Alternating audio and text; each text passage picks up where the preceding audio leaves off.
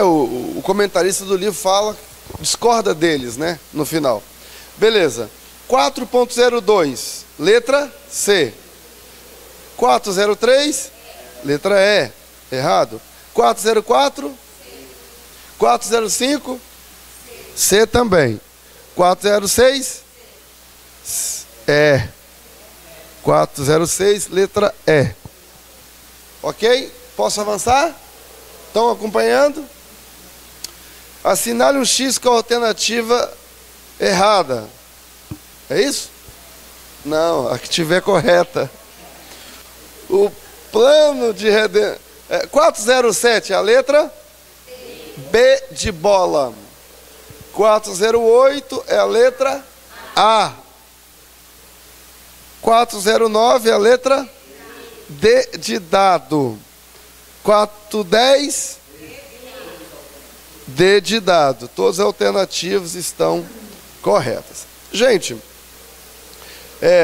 eu dei uma olhada aqui nessa próxima passagem aqui, falando, página 67 do livro de Isaías, página 67 do nosso livro de teologia, vai tratar dos capítulos 49 a 66 de Isaías, certo?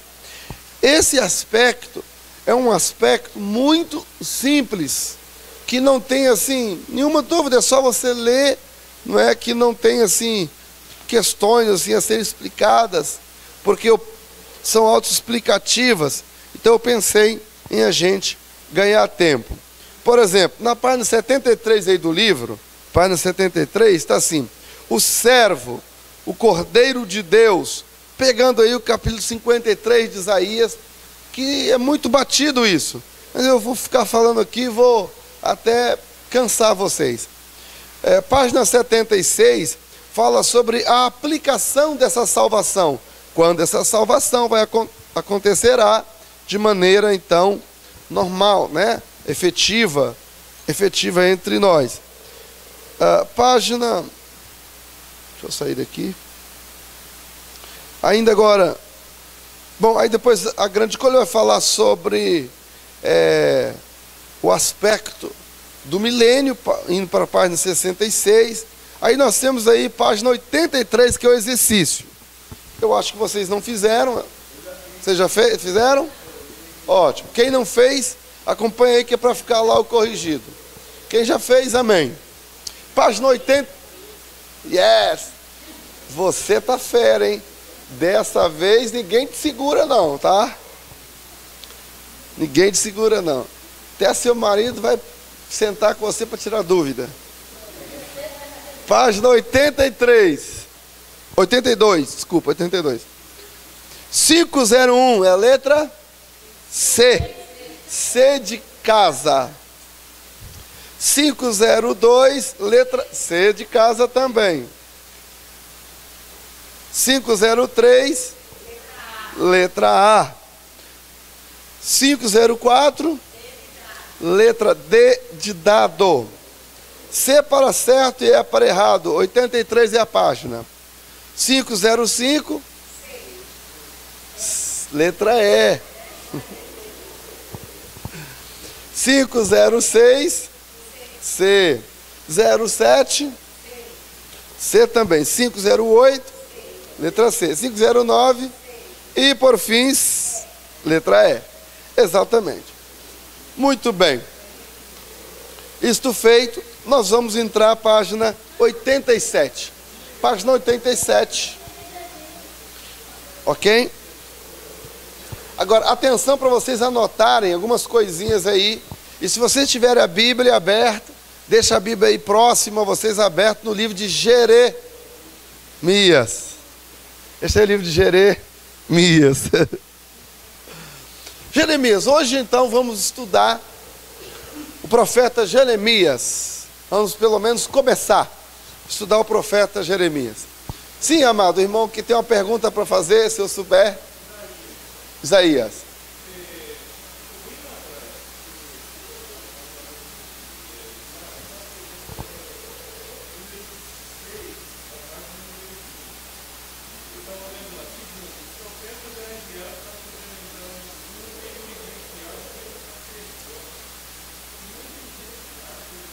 Sim.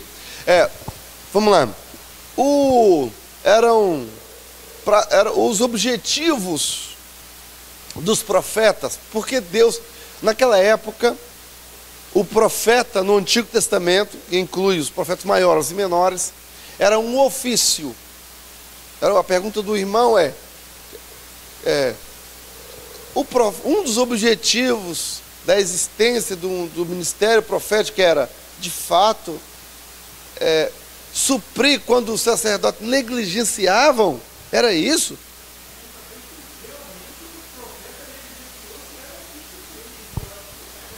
Sim, era um ofício dele, sim, era.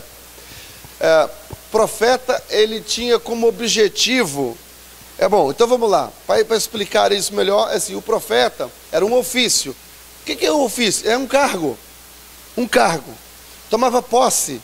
Não tem a diretoria da igreja, secretário, tesoureiro, primeiro vice-presidente, segundo vice-presidente, a pessoa não toma posse durante durante o mandato, né? Então, assim também era naquela época. O governo de uma nação, da nação de Israel, de Judá, eles eram 3 pessoas que praticamente governavam a nação, fora os conselheiros, né? Era o rei, o profeta e o sacerdote. Função do rei, governar a nação politicamente. Função dos sacerdotes, ensinar a palavra de Deus ao povo, fazer culto, sacrifícios, ofertas. Isso era para o sacerdote fazer. Aquilo que Saul fez foi oferecer sacrifício, era errado, é a função dele, por isso Deus rejeitou ele também, certo? Função do sacerdote. Também não era função do profeta, a não ser que fosse sacerdote e profeta ao mesmo tempo, né? Mas, ok, então, e o profeta? O objetivo do profeta primeiro era trazer a vontade de Deus para a nação. E isso Deus falava com o profeta falava com o rei e o rei a nação. Então Deus sempre agiu de maneira ética. Deus sempre honrou, irmãos, hierarquia, tá? Esse negócio que Deus falou com a pessoa na igreja e o pastor não sabe, isso é muito complicado, porque quando Deus tem que falar, Deus fala com o anjo da igreja, tá? Pois não. Depende. Então, mas isso é a função do profeta no Antigo Testamento. No Antigo Testamento, a função do profeta era exatamente essa. Falar com o rei da parte de Deus, tanto coisas com relação à nação quanto a ele próprio. Por isso ele estava ali do lado do rei. Era a função dele fazer aquilo mesmo. Então, nesse caso, o profeta Natan estava exatamente na sua função, chamar a atenção do rei. Ele usa uma parábola, claro, por causa da ética. Ele não estava acima da pessoa, tá? Ok, e em segundo lugar, no caso em que, quando os sacerdotes, que o sacerdote, como eu falei, isso era um cargo meio político, tá? Então o sacerdote, às vezes, por interesse, pelos benefícios que o rei acabava dando, o sacerdote, ele acabava por negligenciar, ensinar o que de fato deveria ser ensinado. E quando isso acontecia, aí então era a função do profeta ensinar o povo. Por isso o profeta tinha que ser uma pessoa do conhecimento da Escritura também. Daí tinha o seminário naquela época, que era a escola de profeta. Durante um tempo, na Assembleia de Deus, eu sou nascido e criado na Assembleia de Deus, como a Marta também. Então o que acontece? Nós crescemos juntos, né, na mocidade, ela, o Valdemário, o pastor Lucimário, aqui a Valdelice, exatamente a Valdelice. Nós éramos da mesma igreja, da mesma mocidade, a gente virava essa Vila Velha de perna pro ar, pregando a palavra de Deus, evangelho, enfim, essas coisas assim. Era um tempo muito bom, né? Então, tudo isso para dizer o quê? Como nós crescemos na Assembleia de Deus, na Assembleia de Deus houve uma época que era contra a teologia. O problema, irmãos, Eu não vejo nenhum seminário ensinando isso, tá? Seminário pentecostal. Os seminários pentecostais, eles te desafiam a viver uma vida de oração, uma vida piedosa. O primeiro seminário que teve na Assembleia de Deus foi, assim, de tempo integral, era o seminário de Pindamonhangaba. Lá tinha uma sala reservada só para oração. Ela ficava aberta 24 horas. As pessoas, eles eram impulsionados a passar lá horas e mais horas orando a Deus. Bom, eu dou aula no Daniel Berg de oratória cristã, homilética, de pregação. O que eu ensino para os meus alunos? Que o tempo que você for pregar, no mínimo, você deve passar de joelho. Por exemplo, você pretende pregar 45 minutos. No mínimo, você tem que orar antes 45 minutos. No mínimo. Entendeu? O ideal é o quê? É orar o dobro. Você vai pregar meia hora, ora 1 hora. É o ideal. É o tempo médio que você deve quando você for ministrar. Então nós incentivamos as pessoas a orarem, horas a fio. Eu não sei de onde que tira esse negócio. Não é uma má interpretação da Bíblia. Tem até um comentário do pastor Antônio Gilberto explicando sobre isso, que a letra mata. Não é a letra da teologia, nem a letra da palavra de Deus, nem a letra secular também não. Quando a Bíblia fala ali, a letra mata, naquele texto que Paulo está falando da letra da lei, da letra teológica, está falando da guarda da lei. Se você guardar a lei, se você ficar guardando os mandamentos da lei, confiando nos mandamentos literários da lei. É isso que Paulo está falando. Paulo não está falando contra a teologia, Paulo não está falando contra estudar, nada disso, é uma interpretação completamente errada. O que eu vejo é o apóstolo Pedro dizendo: crescei na graça e no conhecimento. É o quê? É estudo. Quando você só ora, é o que acontece na maioria das seitas. Só ora, e monte em jejum e oração, sem palavra, você fica fanático. Aí é o fanatismo. Quantas pessoas que eu conheço, irmão, fanáticas. Mas quando você tem oração, consagração, jejum e Bíblia, aí você tem equilíbrio. Você é espiritual.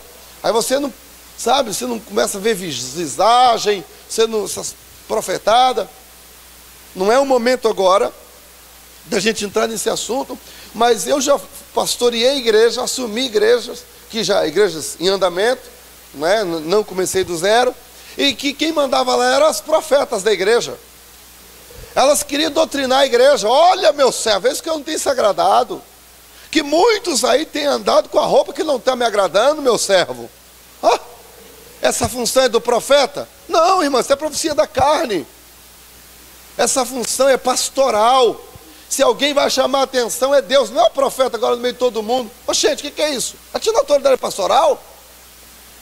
Doutrina, isso é Bíblia, é pela palavra de Deus. Também o pastor viu que a irmãzinha está dando com a roupinha, não sei o que, também não é usar a Bíblia no púlpito aqui para dar indireta para a pessoa, que está todo mundo vendo, envergonhando a pessoa. Não, irmão, para isso tem gabinete pastoral. Lá no Daniel Berg eu dou aula de teologia pastoral. Então tudo isso ensina para os pastores. Aqui, o púlpito é para ensinar a Bíblia, a palavra de Deus. Está ensinando a palavra. Caiu um assunto desse, você não vai fugir dele. Você fala, está na hora de falar, fala. Agora, você não planejou para dar uma indireta. Você está entendendo o que eu estou querendo dizer, irmão? Agora, a pessoa está uma pessoa individual, você viu que a pessoa está errada, chama ela no particular, aconselha, conversa. Para isso, irmão, a Bíblia não fala? Exorta, ensina, repreende. A Bíblia não fala? Paulo falando a Timóteo na sua segunda carta, capítulo 4. Função do pastor fazer isso. Certo? Então, irmão, o que eu concluo aqui nessa introdução, que o irmão fez a pergunta, dizendo que a falta de estudo teológico tem levado muitas igrejas a ficarem sem estrutura. Pastores despreparados à frente da igreja, sabe? E aí é uma bagunça só. Mas a Bíblia diz que Deus gosta tudo com decência e ordem. Graças a Deus que não é o caso aqui o vosso pastor. Tanto é que ele abriu o curso aqui, ó, de teologia, porque ele sabe a importância. Parabenizo o pastor por essa brilhante iniciativa. Um pastor sábio, humilde, que preza pelo estudo da palavra. Então, irmãos, página 87 do nosso livro, Jeremias. O nome Jeremias vem do hebraico, que significa Jeová designou ou estabelece. Mas o mais comum do significado do nome de Jeremias, nos dicionários, é Jeová envia. Jeová envia. Isso não está no livro, claro, é pesquisa à parte, você tem que anotar aí, tá bom? Jeremias significa Jeová envia, certo? Nós podemos chamar Jeremias, ele é conhecido como, tem dois nomes, o profeta da coragem ou também o profeta chorão. Profeta chorão. Se bem que o profeta chorão é mais um apelido, né? Mas na Bíblia você vê ele mais como profeta da coragem. Página 89, Jeremias, sua vida e mensagem. Jeremias, ele escreve 2 livros. O livro de Jeremias tem o seu nome, 52 capítulos, e também o livro de Lamentações, quando ele chora e lamenta, e escreve então esse livro. O choro de Jeremias é algo marcante em seu livro. Jeremias 9:1, por exemplo, diz: porventura a Deus a minha cabeça se tornasse, prover a Deus, assim que é, a minha cabeça se tornasse em águas. Tem tradução que fala em uma caixa d'água, um tanque de água, e os meus olhos fonte de lágrimas, então derramaria dia e noite os mortos da filha do meu povo. Olha que ele chorando, e ele achava que era pouco ainda chorar pelo seu povo. Com lágrimas se consumaria os meus olhos, turbada está minha alma, meu coração se derramou de angústia por causa da calamidade da filha do meu povo, diz Lamentações 2:11. A vida de Jeremias. Jeremias profetizou há cerca de uma década. No livro está 40 anos, mas em outras pesquisas falam que ele profetizou entre 40 a 50 anos de ministério. Foi o tempo que ele durou profetizando. Ou seja, por isso também chamaram de profeta maior. Teve um ministério durante muitos anos. Ok? A família de Jeremias. Jeremias, ele era da família de sacerdotes. Para ser sacerdote tinha que ser casado. Jeremias não se casou. Jeremias nunca se casou. Jeremias, ele teve, isso em Jeremias 16, de 1 a 4, você vai ver essa informação que ele não se casou. Jeremias teve um ajudante, que era um escriba, que o ajudava. Teve uma ocasião, mas na frente nós vamos ler, que Jeremias profetizou, o rolo do livro fora entregue a Jeremias, foram entregue ao rei, as profecias, leram para ele, ele não gostou da profecia, cortou o livro com canivete e jogou no fogo.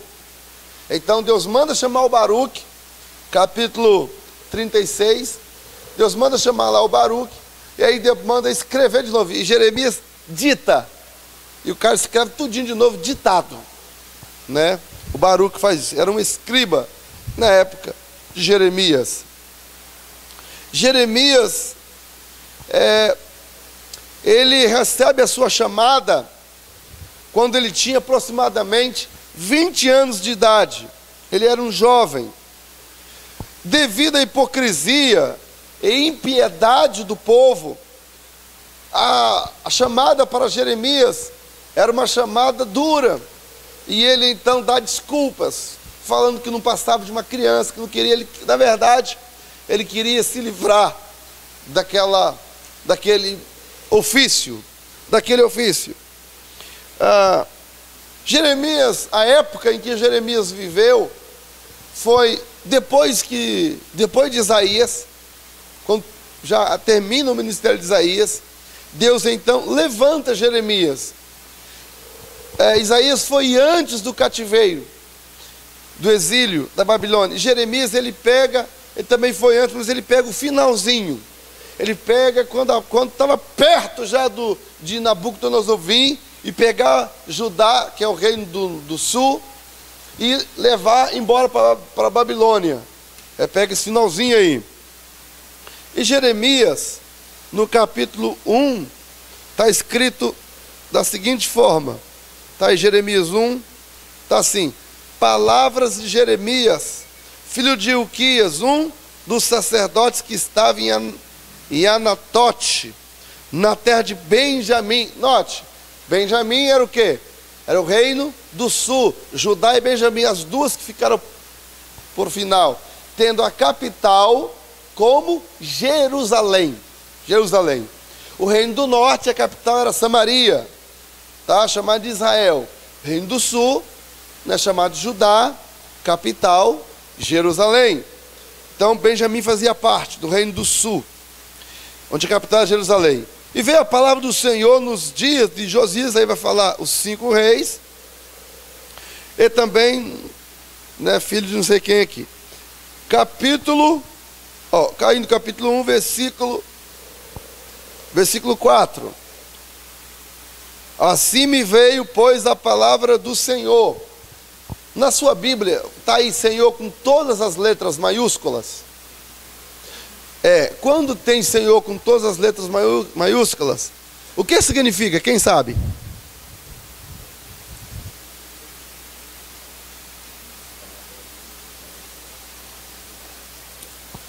No Antigo Testamento, tem vários nomes para Deus. Tem Elohim, tem El Shaddai, tem vários nomes. Quando está aqui, quando aparece essa Senhor com todas as letras maiúsculas, em algumas Bíblias traz Jeová, traz o nome Jeová, é chamado tetagrama no hebraico. É o tetagrama no hebraico. São 4 consoantes. São 4 consoantes. Tá? Então, que se tornou impronunciável pelos judeus. No livro de Êxodo tem um versículo que fala assim: não, aquele que pronunciar o nome de Yahvé, que é o que está aqui, essas 4 consoantes, será morto. Meu Deus, o que pronunciar não será morto? Aí ninguém pronunciava. Então se perdeu. Se você tiver um CD em hebraico e você for ouvir uma leitura, aí onde está aqui esse tetagrama, que é o Yahvé, não é? Que é o Yahvé, quando está aqui, o judeu vai lendo, e quando chega aqui nessas que estão todas as letras maiúsculas, quando chega aqui, você vai ouvir ele falar Adonai. Ele vai pronunciar a palavra Adonai, que Adonai significa Senhor. Então, por isso, em respeito, em fidelidade aos rabinos, que fala Senhor, nossa tradução traduz como Senhor, que é aquilo que eles pronunciam. Ok? O correto é impronunciável. Mas aí o que alguns rabinos fizeram, já depois de Cristo? Pegaram as vogais da palavra Adonai, duas vogais da palavra Adonai, mais duas da palavra Yahvé, colocaram aqui. E aí, essa montagem de palavras, ficou o nome Iohá. Iohá. Iohá em hebraico, em português, isso aí, Jeová. Ok? Só que isso é uma montagem. Não está nos originais. Não está na Bíblia. Uma montagem. Fora da montagem, é impronunciável. Que o correto seria a gente dizer Senhor, que é o que eles dizem, Adonai. O judeu fala em respeito ao próprio que está em Êxodo, que aquele que pronunciar o nome do Senhor será morto. Então, em respeito a esse próprio texto, também a gente não pronuncia, nós pronunciamos Senhor, que não é também o que está escrito literalmente. Você está obedecendo a Bíblia ao fazer isso. Ok? Deu para perceber aí? Ou não? Agora, Como é que é seu nome? Calma aí. Poxa, esqueci, você tem que me lembrar. Não é Breno? É Breno? É o Breno. O outro, como é que é o nome do outro? O jovem, Cleiton, né? Viu, Breno? Quando eu acrescento uma letra numa palavra, eu estou tornando aquela palavra, por exemplo, cadeira. Cadeira. Eu vou acrescentar uma palavra, tá? Uma letra, tá bom? Em cadeira. Eu vou acrescentar a letra K. Cadeirac. Acrescentando a letra K, simplesmente. Aí você pega essa palavra cadeirac, no dicionário da língua portuguesa, procura. Tem? Não. Tá bom, vou acrescentar a palavra Y, a letra Y. Cadeirai. Tem no dicionário da língua portuguesa? O que significa cadeirai? Perdeu o sentido. Então, por isso, os exegetas, em João Ferreira de Almeida e outros, que conferem as traduções, não traduz para Jeová, porque não está correto Jeová. Também não deixe Yahvé, porque seria um nome impronunciável. Então, o mais correto é Senhor mesmo. Então, mas aí, como se trata do nome soberano de Deus, eles colocam todas as letras em maiúsculo. Olha só como é que o tradutor é fiel a isso. Amém?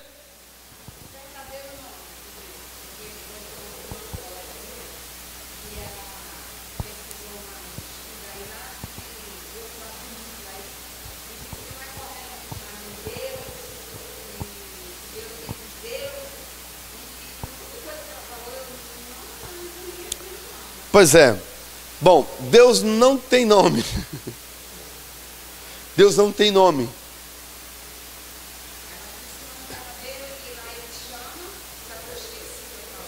Não tem esse que eles chamam lá. Não existe isso que eles chamam lá. Você chega em Israel, é isso que eu estou falando. O judeu, o próprio judeu, não sabe. E ele não pronuncia o nome de Deus. Não pronunciam. Ele vai falar Adonai. Você pode ir em 2013, se você for no meu canal, você vai ver lá, pesquisar Pastor Wallace, Israel. São 2 vídeos de quase 2 horas cada um deles. São 15 dias em Israel. Nós fomos lá no Mundo das Lamentações, eu entrei numa mesquita judaica, numa sinagoga, o correto é a sinagoga, né? Mesquita já é mais de muçulmanos. Na sinagoga, corrigindo aqui, você entra na sinagoga, lá no muro, ao lado do Muro das Lamentações, em Jerusalém, tem uma sinagoga. Nessa sinagoga você vê vários rabinos lá, eles pegam porque eles ficam decorando, aí eles ficam, um fica assim, ó. Aí outro. Por quê? Quem já se viu o exército aí sabe, você tem que fazer isso, você fica em pé para o seu sangue circular. Você fica parado em pé muito tempo, o sangue para de circular, você cai, você desmaia. Aí você tem que se movimentar para o sangue circular. E eles pegam esses cacuetes. Eles ficam de manhã, de 6 da manhã até as 6 da tarde, quando o dia se põe, só decorando a Bíblia. Eles decoram o Antigo Testamento todo, para você ter ideia. Os rabinos. Então, você vai ver eles, você vai ouvi-los. Quem entende o hebraico, vai ver quando você está, eles vão lendo, eles falam em voz alta. Então, quando chega no nome de Deus, não existe essa aqui, o nome correto de Deus, o nome verdadeiro de Deus. Isso é mentira. Isso é balela, isso é falar para quem não conhece, para quem nunca foi lá, para quem nunca estudou um hebraico. Entendeu? E a gente deve ter muito cuidado, irmãos. Eu estou tomando esse tempo aqui, mas eu estou dentro da aula de Jeremias, para pessoas que se dizem ser judias. Olha só, vou contar uma história para os irmãos. Glórias a Jesus por isso. Eu estava em Portugal, e eu evangelizava uma senhora, dona de uma lanchonetezinha. E ela perguntava qual é a Bíblia verdadeira, qual é o nome de Deus verdadeiro, como a senhora falou. O nome verdadeiro, Deus não tem nome, depois eu vou dizer por quê, tá? Deus ele não precisa de ter nome, né? Porque Deus ele é um só. Nós é que precisamos de nome, sobrenome, e ainda número de identidade CPF, porque, por exemplo, Wallace, quantos Wallace existem? Agora, se existisse só um, não precisava nem do meu nome. Bastava, por exemplo, médico. Se na cidade de Vila Velha toda a cidade, tivesse um médico, precisava falar o nome dele? Não. Aí eu falei assim, rapaz, chegou lá com o doutor, ele me examinou, papá. Você já sabia de quem eu estava falando. Se eu falasse, doutor, alguém ia olhar, alguém ia me atender? Só tem ele. Só ele ia me atender. Não precisa de nome. Nome é para te identificar. Deus não precisa que ninguém o identifique, Ele é Deus. E nós só o conhecemos porque Ele quis se revelar. Se Ele não quisesse se revelar, Ele é invisível, intocável. A dimensão dele não há dimensão, Ele é eterno. Ele é incalculável, Ele é indescritível. Ele é inimaginável. Você não consegue imaginar Deus, porque Ele é maior do que a nossa imaginação. Aleluia, glórias ao nome dEle. Eterno. Eterno é um atributo que Ele tem. Não é? Então, é diminuir Deus isso. Aí, deixa eu só para não perder aqui. Pode perguntar. Muito bem. Quando perguntaram o nome de Deus, ele não respondeu o nome. Muito bem lembrado, irmã Maria Rosa. Ele falou, quando ele chegar lá em Israel, que eles perguntar, qual é o seu nome? O que eu vou dizer? Êxodo capítulo 3, versículo 13. A senhora falou muito bem. Aí Deus responde, diga que o eu sou enviou a vós. Meu nome é eu sou. Por que eu sou, gente?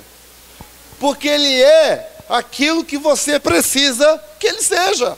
Por exemplo, se você está doente, você precisa que Ele seja médico. Ele é o médico dos médicos. Se você precisa de um advogado, Ele é o advogado. Se você caiu, está se afogando, Ele é aquele que te livra. Se você está aflito, falta de paz, Ele é o Jeová Shalom, que dá a paz. Se você vai para uma guerra, Ele é o Jeová Tsequenu, aquele que te dá a vitória, o Senhor dos exércitos. Se você cai no meio de leões, Ele é aquele que fecha a boca do leão. Se você precisa de um rei, Ele é o Rei dos reis, Senhor do Senhor, que vai na sua frente e peleja. Então, sabe? Mas aí, eu estava em Portugal, e falava para ela isso e tal, e eu falava ela perguntava qual é a igreja verdadeira, essas coisas todas, qual é a Bíblia verdadeira, eu explicava para ela. Eu estudava o hebraico, o grego, eu trabalhava com tradução da Bíblia e tal, muito bem. E teve um dia que eu estava lá com ela, era verão, lá se chama Esplanada, que é assim na porta na beira assim, das lanchonetes, que lá fala café, né, tinha aquelas mesas com aquele guarda-chuva enorme assim em cima e com as cadeiras em volta, ali as pessoas servem, fica várias mesinhas, mas muitas daquelas. Eu estava lá, e eu cheguei lá, como de costume, evangelizando, falando para as pessoas e tal. E quando eu estava lá, aí ela falou, eu quero te apresentar um amigo que é judeu. Aí o cara já veio de lá, ele já veio de lá falando hebraico. Veio de lá assim, falando hebraico. Eu ouvindo assim. E ele chegou falando alto, aquilo chamou a atenção de muitas pessoas que estavam em volta. E ele já chegou falando assim, a mensagem que você prega é errada. E a Bíblia que você tem é falsa. Portanto, sua igreja não serve de nada. Chegou falando isso. Aí eu pensei comigo, bom, já que ela falou, ele é judeu. Aí eu falei, vou levar esse cara para a carta aos Gálatas, porque lá em Gálatas, né, tem a solução para a lei, né? Paulo, a carta aos Gálatas é Paulo escrevendo para os hebreus. Por isso, uma das razões que eu creio que quem escreveu Hebreus não foi Paulo, para mim, eu tenho certeza absoluta que não foi Paulo. Paulo eu sei que não foi. Porque Paulo já escreveu para os hebreus a carta aos Gálatas. É escrita para os hebreus. Paulo escreve. E ok, e aí eu falei, vou levar esse cara para lá. Quando eu estou pensando em levar para lá, ele chega e ele fala assim, ele falou isso, né? Que a minha Bíblia era errada e que a igreja era falsa e tal. Aí ele falou assim, eu falei, mas como assim? Eu perguntei a ele. E ele disse assim, a começar do nome de Deus que vocês não respeitam. Aí eu, irmãos, eu estava, né, no mestrado nessa época, e eu tinha acabado de fazer a tradução de Gênesis. E o hebraico estava fresquinho na minha cabeça. E eu perguntei assim, qual dos nomes de Deus que você está falando? Porque a Bíblia fala de vários. Por exemplo, em Gênesis 1:1, está lá, Bereshit bara Elohim. Aí eu falo, ali já aparece um nome para Deus. Depois mais embaixo já aparece o tetragrama, que é Yahvé. Aí já é um outro nome para o nome de Deus. Qual deles que você está falando? Só ali já tem 2. Mas depois tem Yahvé Shalom, Adonai, tem Jeová Tsekenu. Qual o nome que você está falando? Aí eu falei assim, aí ele emudeceu assim um pouco. Aí eu falei assim, por exemplo, só para eu entender a sua pergunta, Elohim termina com a letra M. Você sabe que todas as vezes que no hebraico termina com M, a palavra está no, fiz assim, está no, que eu pensei que ele ia matar de, né? Sabe hebraico? Isso aqui é beabá de hebraico. Aí ele enrugou a testa, ele fez assim.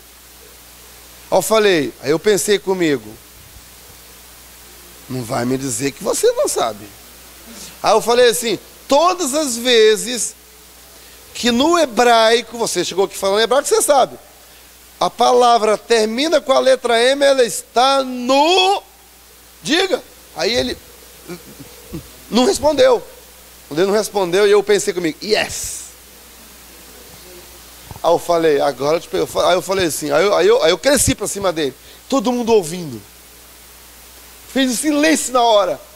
Ele escutava os pratinhos para mexer, os talheres, as xícaras, não escutava. Que silêncio. Aí porque eu falei assim, o senhor é um responsável, hein? O senhor me chega aqui, aí eu liguei uma coisa, Deus também revela, né, irmãos? Eu falei, o senhor, sabe quem é o senhor? O senhor é um irresponsável. O senhor é filho de judeu. O senhor nem a sua língua o senhor sabe. Que vergonha. O senhor é analfabeto em hebraico. O senhor me chega aqui como filho de judeu. Todo sábado o senhor vai para a sinagoga. O senhor decorou as orações. E o senhor chega aqui para mim fazendo uma oração em hebraico decorada, que aprendeu na sinagoga, que seu pai te leva. E agora o senhor chega aqui querendo me dizer que a Bíblia que eu prego é falsa, e que a igreja que eu vou é errada, sendo que o senhor não conhece nem a sua própria língua, nem na língua que a própria Bíblia foi escrita. Como é que o senhor faz uma coisa dessa? Falei para ele, já que o senhor não sabe nada de hebraico, falei para ele, apenas decora as orações. Aí ele calado. Aí eu falei, todas as vezes que a palavra no hebraico termina com a letra M, significa estar no plural. Como no português é o S, ou o M assim, né? No caso, a maioria da vez é cadeira, cadeiras. Lápis, lápis, né? Caneta, canetas, por exemplo. Xícara, xícaras. Está no plural. Então no hebraico é o M. Então é Elohim, nome de Deus, está no plural. Aí o senhor pergunta qual é o nome de Deus, sendo que a primeira vez que aparece Bereshit bara Elohim, no princípio criou Deus, Elohim, Deus. Criou. Eu falei, escuta, olha como é que Deus chama. Aí eu aproveitei para pregar o evangelho. Olha como é que Deus ama o Senhor. Olha como é que Deus ama Portugal. Olha como é que Deus ama essa terra. Deus traz lá do Brasil um jovem brasileiro para estacar nessa terra. Estás a ver? E para lhe dizer o plano da salvação, para lhe dizer que Deus lhe ama, que Jesus Cristo morreu na cruz para lhe salvar. Aí eu comecei a pregar para ele em voz alta para todo mundo. Sabe o que o senhor precisa fazer? E participar de um dos cultos em nossa igreja, sentar no banco, ouvir a mensagem do evangelho, que Jesus Cristo pode lhe perdoar, porque naquele grande dia o senhor estará diante do Senhor. O senhor estará diante do Senhor. Eu disse a ele, porque a minha Bíblia diz, toda a Bíblia diz, que todo joelho, querendo ou não, vai se dobrar diante dele e vai confessar que ele é o Senhor, para a glória de Deus o Pai. Quer que eu lhe diga uma coisa? Confesse agora, porque naquele dia será tarde demais. Converta-se, arrependa-se, creia na mensagem do evangelho. Disse para ele. Agora, escuta lá, irmãos, deixa eu dizer uma coisa para vocês. Se eu não soubesse do hebraico, Eu creio que aquele homem, ele já envergonhou algum pastor que não sabia nada. Só que naquele dia, pela graça de Deus, ele amarrou a mula dele no outro toco. Então é importante que nós estudamos a palavra de Deus. Paulo, escrevendo a Tito, Paulo disse assim, irmãos, não estou dizendo que sei tudo não, tá, irmão? Pelo amor de Deus, não sei nada. Mas a Bíblia diz lá em Tito, Paulo falando com Tito, fala bem assim, dizendo que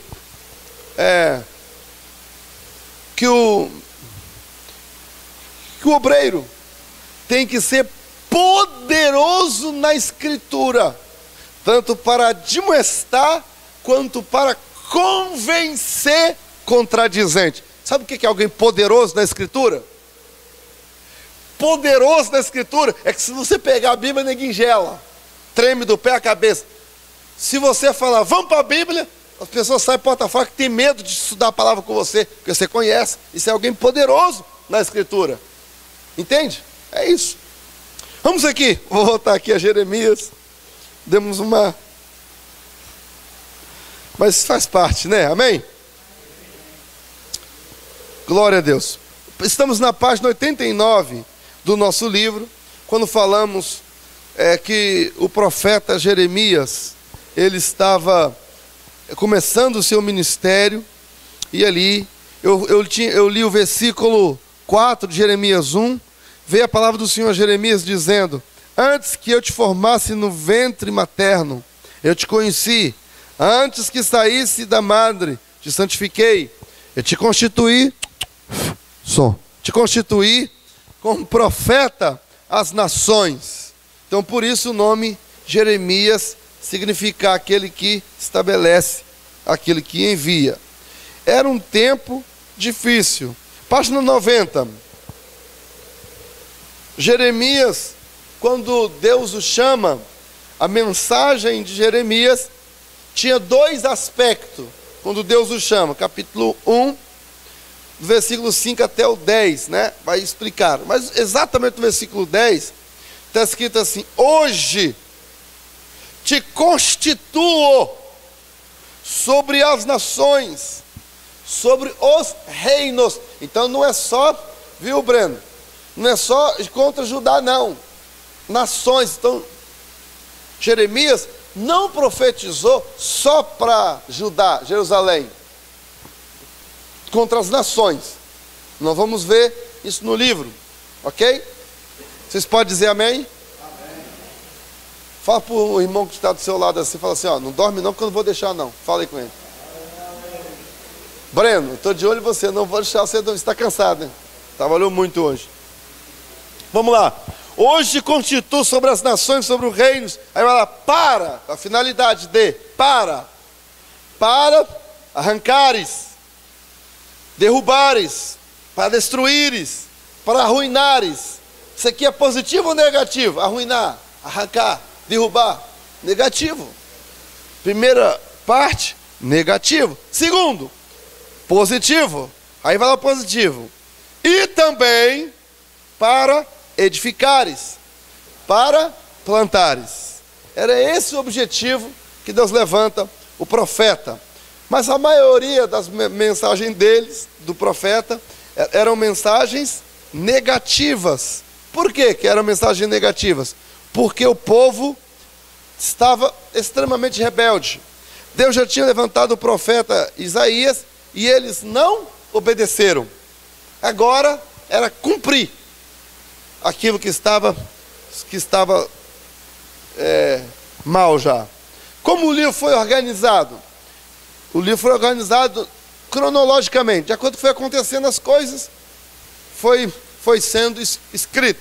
Diferente de Isaías, que o chamado é só no capítulo 6, mas já começa, entendeu? Diferente de Isaías, que não foi escrito em ordem cronológica.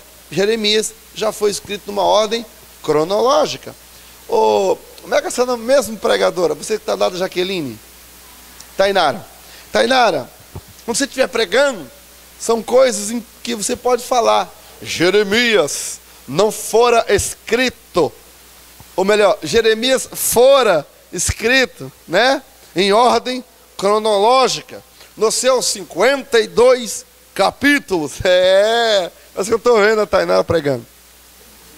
Vira a página aí, 92, época de Jeremias. Era a hora final de Judá. Jeremias estava numa condição terrível.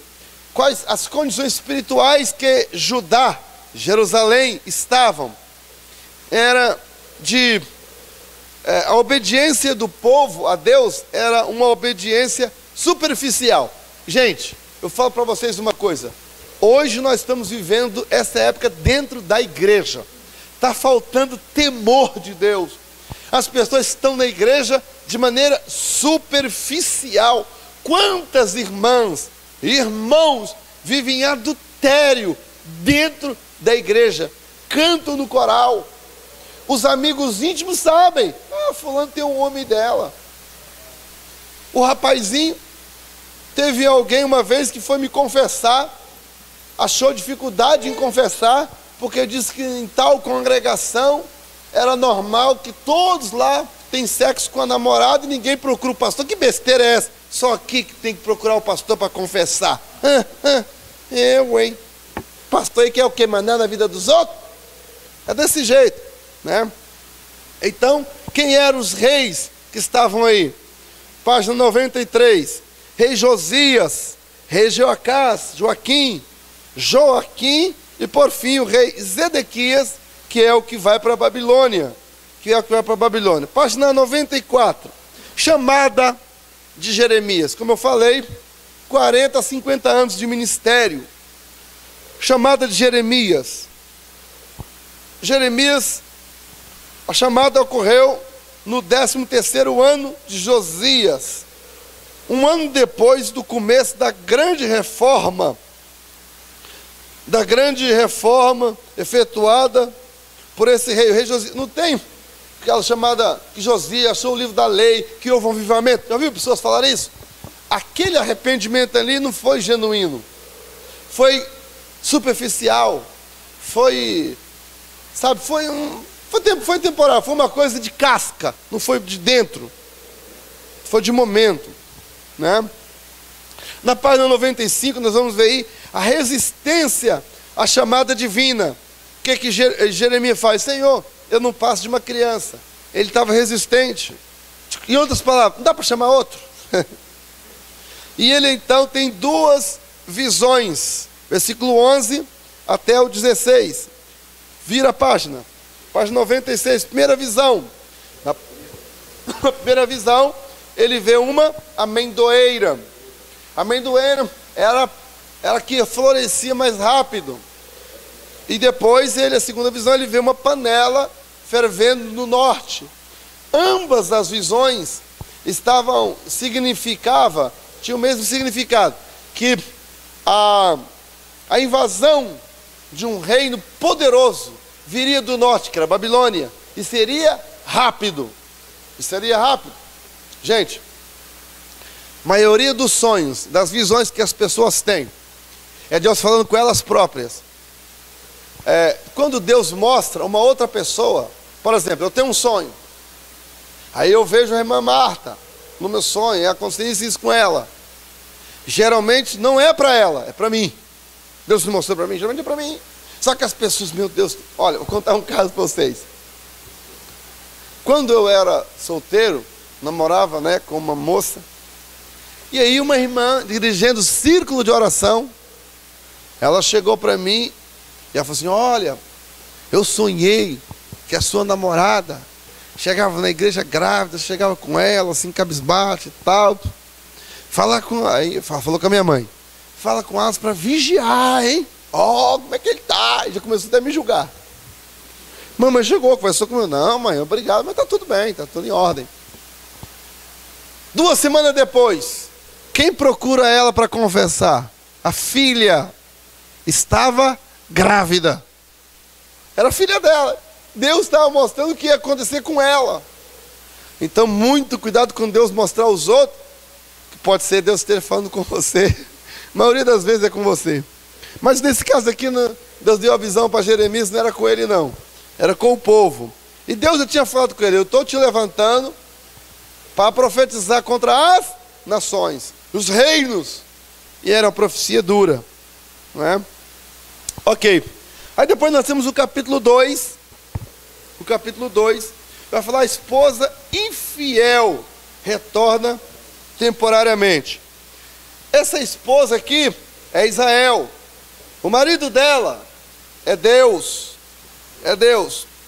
E olha o que diz em Jeremias, capítulo 2, versículo 3, está aí no livro, página 97. Porque 2 males aconteceu ao meu povo. A mim me deixaram manancial de águas vivas, e cavaram cisternas rotas, que não retém as águas. Primeira coisa, é uma figura aqui. E depois nós temos aí, deixa eu pegar aqui, Jeremias, o capítulo 2. Olha o que está lá.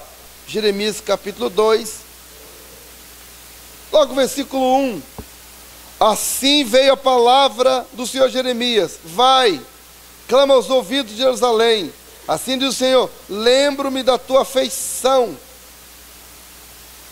Lembro-me da tua afeição quando era jovem, e do teu amor quando noiva. Olha a linguagem que Deus vai usar, não, que Deus usou, que Deus usa. E falar nisso que Deus vai usar, gente, eu já até falei isso aqui corrigindo, viu, Tainara, você que prega, Jaqueline que prega aí, esse negócio de dizer assim, a Bíblia vai dizer, está erradíssimo, tá? Faz isso não, tá, gente? Se alguém faz isso, ajuda aí para não fazer mais. A Bíblia não vai dizer está no futuro. A Bíblia diz. A Bíblia diz, a Bíblia diz, a Bíblia diz, e a Bíblia diz. Não vai dizer, ela diz. Ok? Aqui é um chavão lá dos Gideões e tem todo mundo indo atrás. A Bíblia vai dizer, não vai dizer nada, ela diz. Aí tinha até um irmãozinho da época, está na hora? Na época do, entende, quando estava na campanha aí do Bolsonaro, o Brasil que eu quero é que os pregadores parem de dizer que a Bíblia vai dizer, que ela já diz. Ok, só terminar essa página aqui. Vira página 98, a esposa volta. Então a esposa que trai o marido, que vai após seus amantes, mas depois ela volta. Capítulo 3 até o capítulo 4. Vai, aqui a Bíblia diz, né? A Bíblia diz que... O que a Bíblia diz?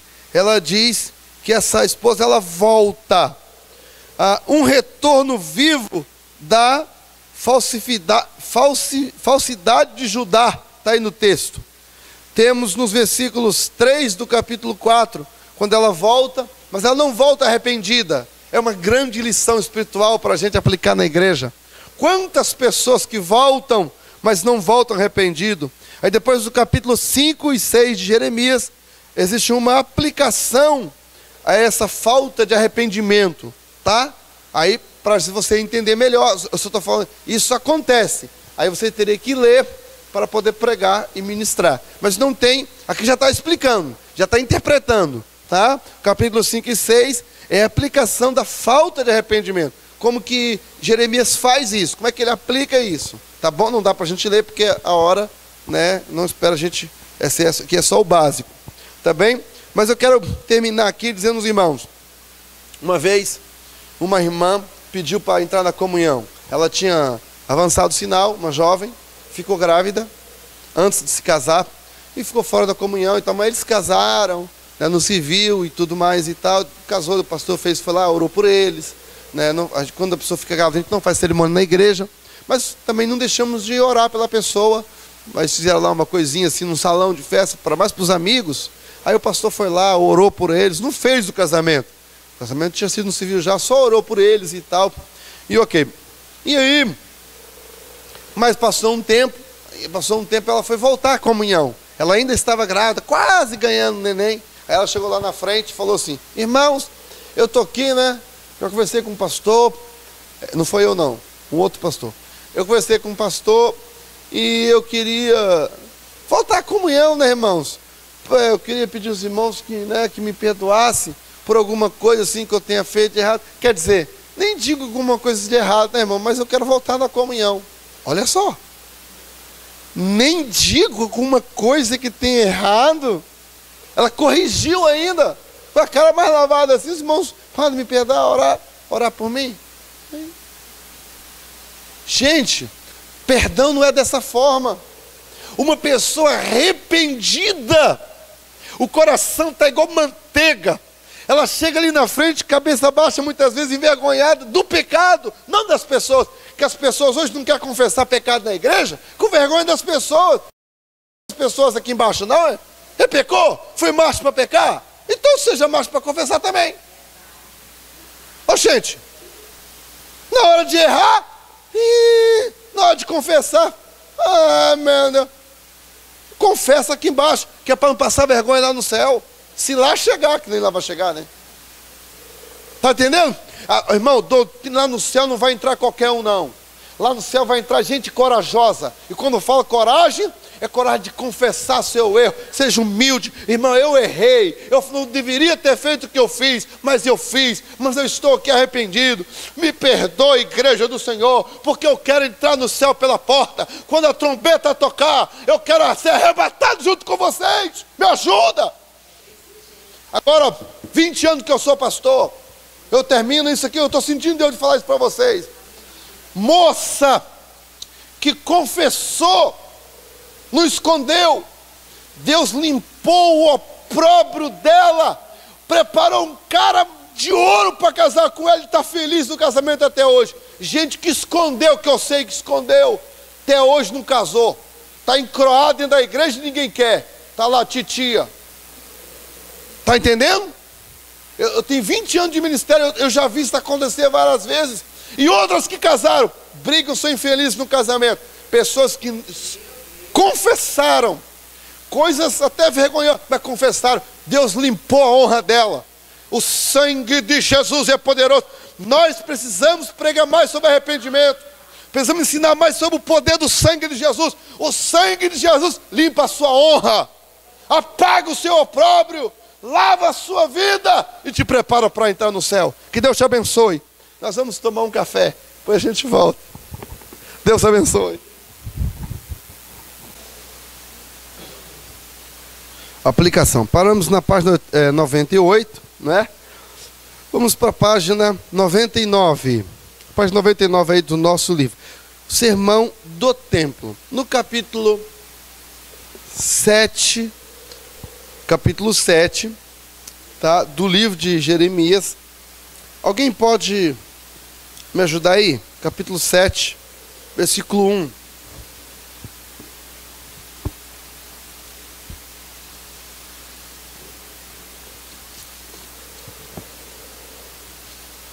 Jeremias, capítulo 7, e o versículo 1. Está escrito assim: palavra da parte do Senhor foi dita a Jeremias: põe-te na porta da casa do Senhor, proclama-lhe esta palavra e diz: ouvi a palavra do Senhor. O que aconteceu aqui? Jeremias, ele tinha ido, nessa época, estava corrompido, não só os sacerdotes, mas os próprios profetas. Olha só que coisa. O rei estava desviado, o sacerdote corrompido e os profetas também. Nesse capítulo 7, até o capítulo 12, você lerá, aqui no capítulo 7 especificamente, o profeta ele vai profetizar, e depois quando ele termina de profetizar, os outros profetas falam assim: é mentira, isso não é nada de Deus. E os outros profetas, eles começam a profetizar outras coisas. Eles começam a profetizar outras coisas. Deixa eu ver aqui.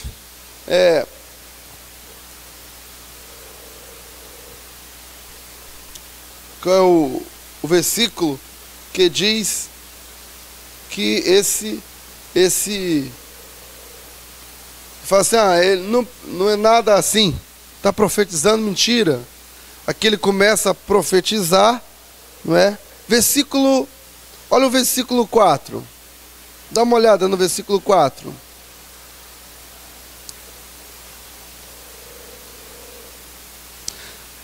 Olha aqui Jeremias falando: não confieis em palavras falsas, dizendo, templo do Senhor é este, mas deveras emendados os vossos caminhos.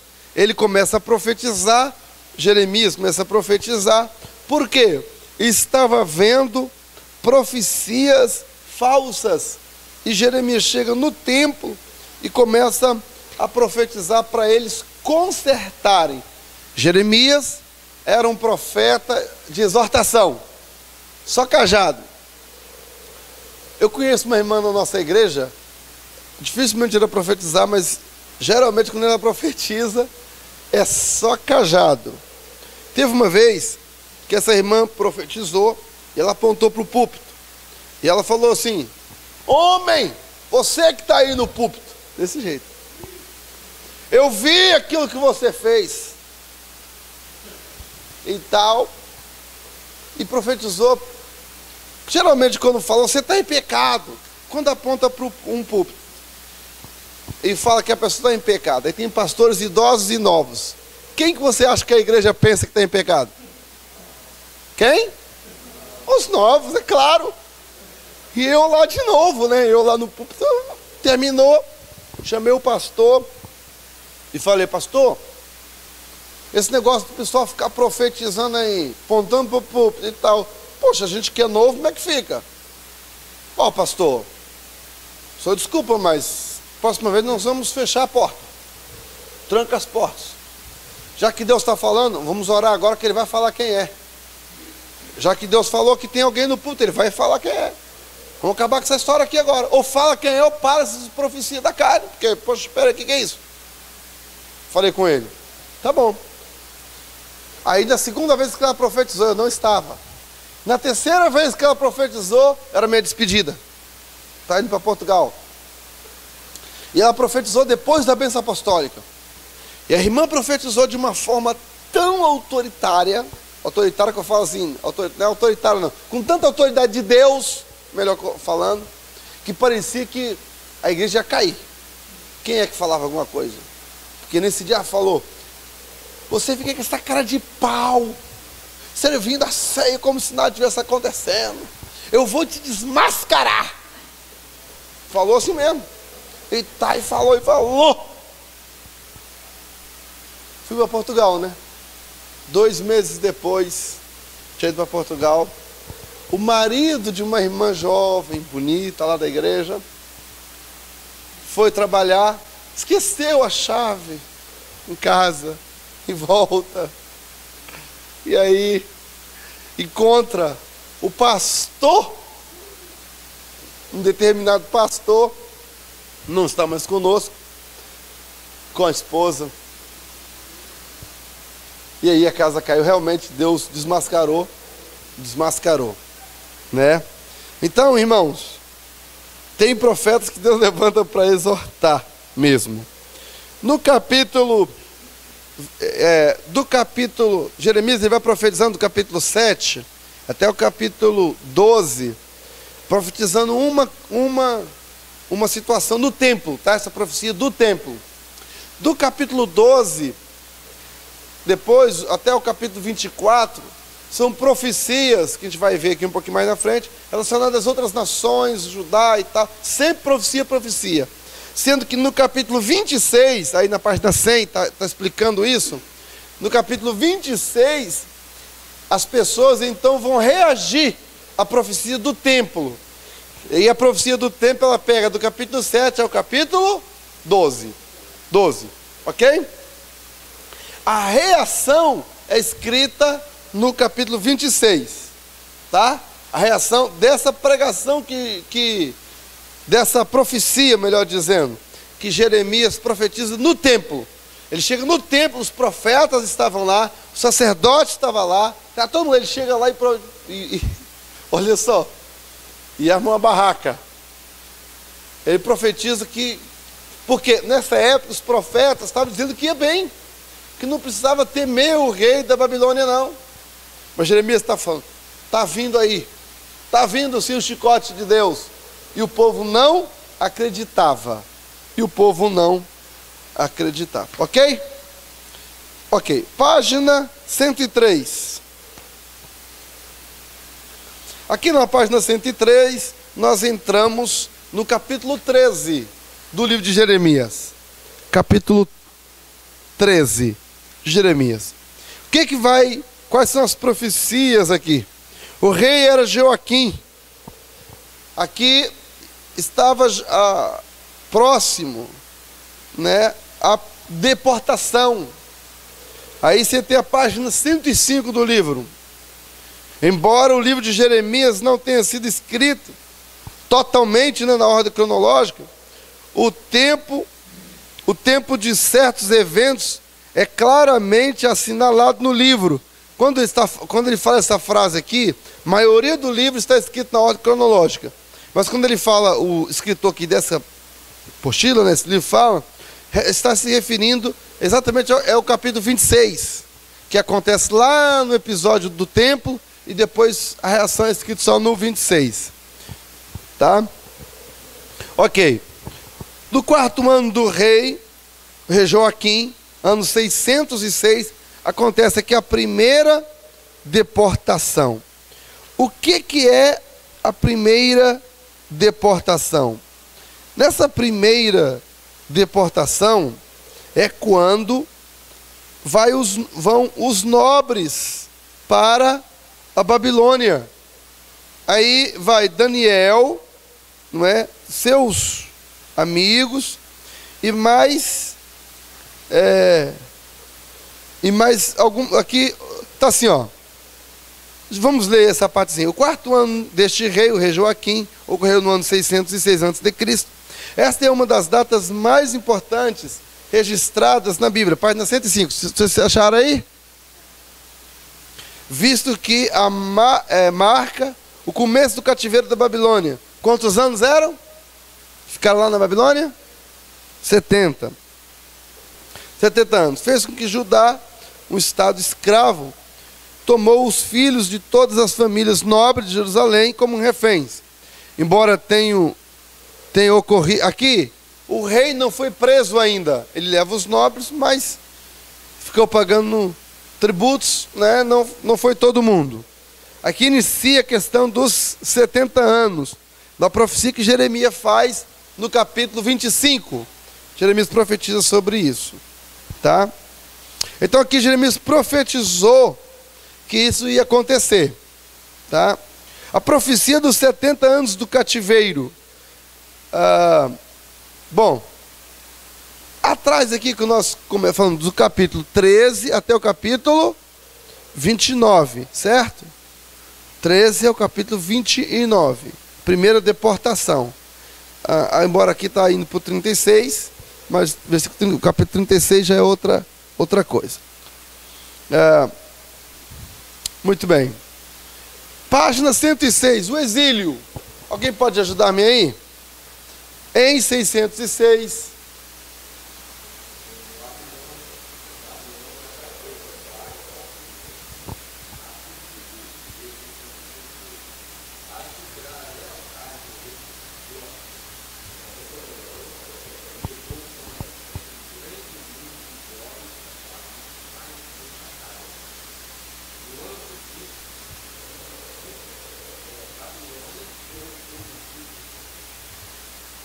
na batalha de Carquemes.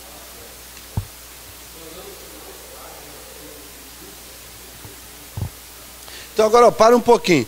A Babilônia estava lá no norte. Não sei se vocês têm aí mais ou menos em mente como é que é o mapa da Palestina, mas Babilônia estava no norte, passava ali perto do norte, do mar da Galileia, lá em cima, e vinha descendo o Rio Jordão. Cá no sul está o Mar Morto, não é? Judá ficava um pouquinho acima do Mar Morto ali, tanto é deserto da Judéia, ali, não é? Então, eles desciam, mas passando pelo Mar Morto, vindo, aí lá embaixo está o Rio Nilo, está o Egito, faz aquela curva assim do mar Mediterrâneo ali. Então, o que que acontece? Palestina era passagem para os babilônios. Para conquistar o Egito, tinha que passar pela Palestina, pela terra de Judá, Jerusalém. Então foi aí que eles aproveitaram os babilônios e levaram os nobres como cativos. Essa cativeiro não era algemado, não. Só que na cadeia. Não, era preso político. Eles ficavam lá, soltos, não podiam ir embora, mas eram pessoas que estavam lá exilados, né? Não é cativo. Por isso, a palavra mais correta é exilo. Exilo. Estavam exilados. Ok. Então, isso aconteceu, eles ficaram lá. A mensagem divina é queimada. A mensagem divina é queimada. Com horror e tristeza da primeira deportação, ainda vivida em mente do povo, Jeremias achou que seria a hora oportuna para falar sobre arrependimento. Sobre arrependimento. Uma vez que estava encerrado e não podia ir ao templo, ele ditou a mensagem ao seu secretário Baruque. Eu não sei se eu já poderia falar aqui. O que aconteceu? Aqui Jeremias ele profetiza, manda lá levar o livro para o rei, né? E o rei então, com canivete, né? Capítulo 36 vai explicar sobre isso, corta o livro e queima o livro no fogo. Aí Deus manda chamar o Baruque, fala, escreve de novo, né? Nessa história aí que entra o Baruque para escrever o livro de Jeremias, ok? Ok, então por isso que está aqui a mensagem divina é queimada, porque o rei não aceitou aquela mensagem, influenciados por quem? Pelos sacerdotes. Em outras palavras, pastores da época, sacerdotes, os profetas. Jeremias era um profeta isolado, sozinho, imagina, todo mundo profetizando uma coisa, só um profetizando o contrário, contra. Todo mundo dizendo que ia estar certo. Entendeu? Então não era fácil a missão de Jeremias. Por isso Jeremias chorava. Ok? Página 107 aí. O povo sem esperança. Jaqueline, lê para mim, por favor. Como o exílio...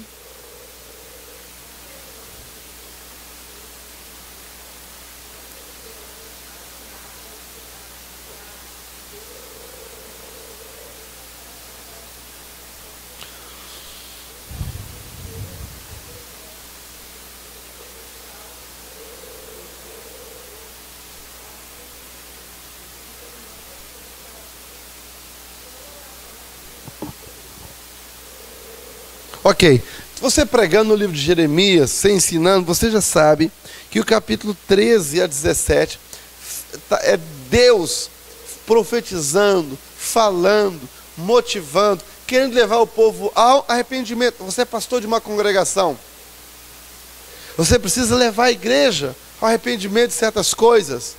Olha aí, olha que indicação maravilhosa para você fazer estudos, pegar essas profecias, estudá-las, né?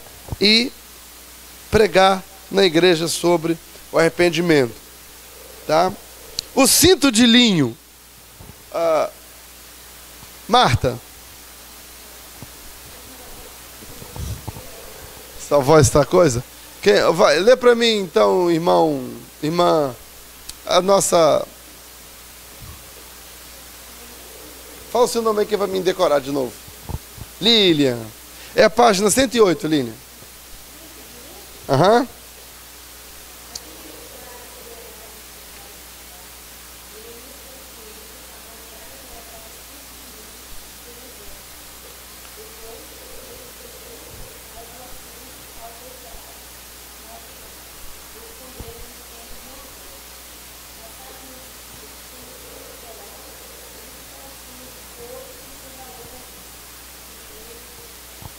Continua ainda.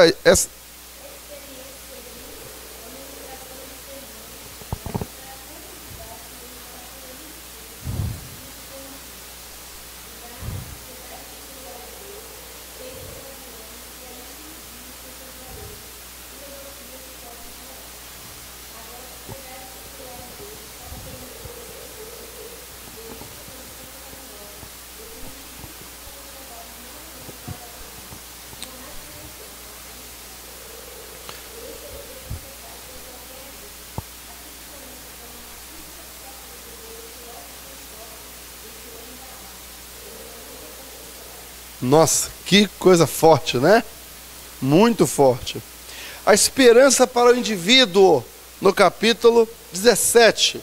Embora Judá como nação estivesse condenada a julgamento, Deus aceitaria com alegria o arrependimento de qualquer indivíduo judeu que tivesse ou que quisesse confiar nele para a salvação. Tanto é que é exatamente no capítulo 17 que está escrito aquele célebre versículo: enganoso é o coração mais do que todas as coisas, desesperadamente corrupto, quem o conhecerá?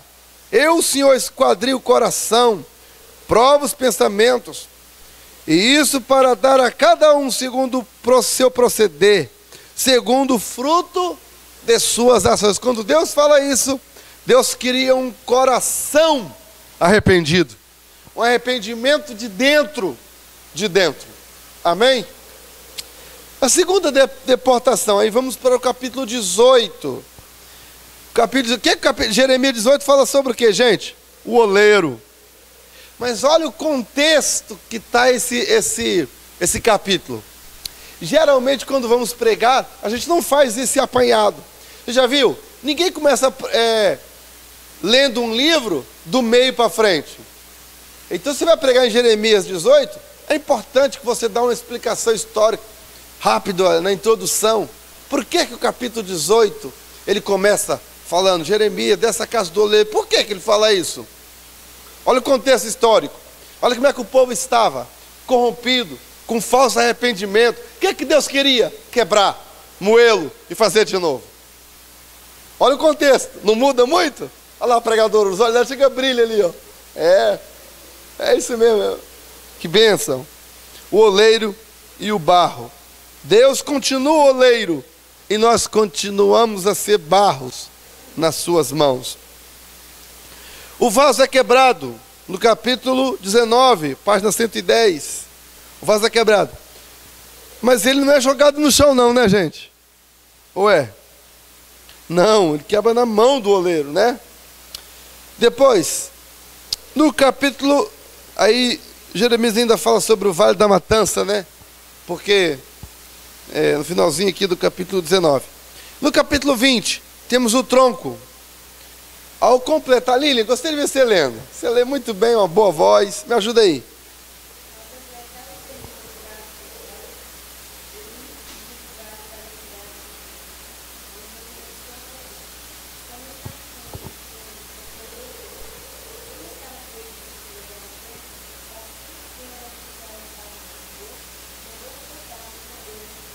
Então, quando Jeremias chegou no templo, na porta não podia entrar, ele era expulso da casa. Gente, aqui eu quero abrir um parênteses aqui para poder explicar uma coisa. Nem sempre a não aceitação do seu ministério significa que você está fora da vontade de Deus. Nem sempre. Nem sempre.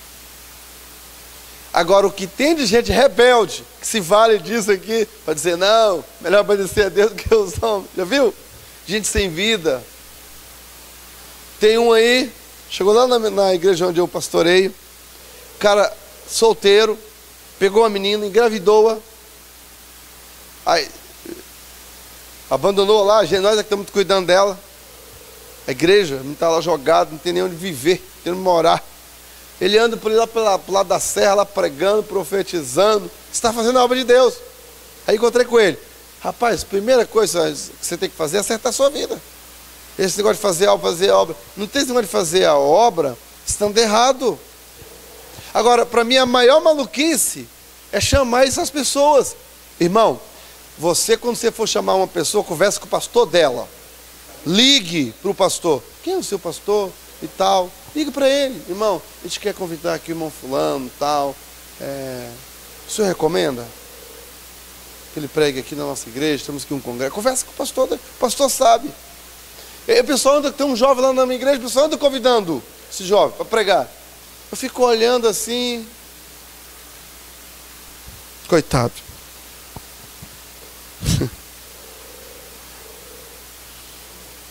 Vamos lá. E ele foi para o tronco, né? Jeremias foi preso. ali amarrado no tronco por causa da sua mensagem. O exílio, capítulo 21 e 22. Capítulo 21 e 22. Aqui ao lado da pregadora aí, o pregador. Trouxe óculos não, amor?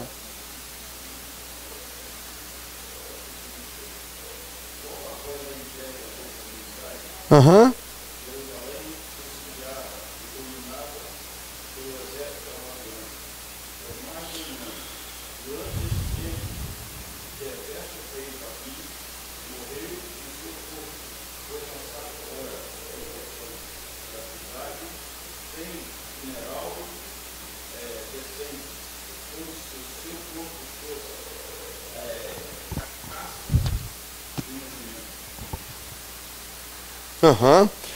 Joaquim, ele foi sucedido pelo rei Jeconias, né, o Joaquim, dependendo da tradução, né. Foi nessa época aqui que foi os 10.000 que foi levado para a Babilônia, porque naquela época foi levado só os nobres, aí agora foi levado os 10.000, tá, na segunda deportação. A gente vira a página aí 112 do livro, 112, nós vamos então para os capítulos 22 a 24 de Jeremias, onde é a mensagem aos pastores, mensagens aos líderes, aqui o chicote come, tá?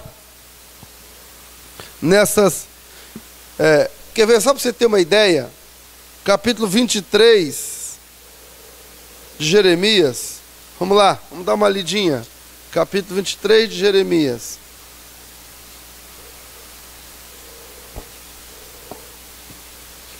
Ai dos pastores, já começa assim.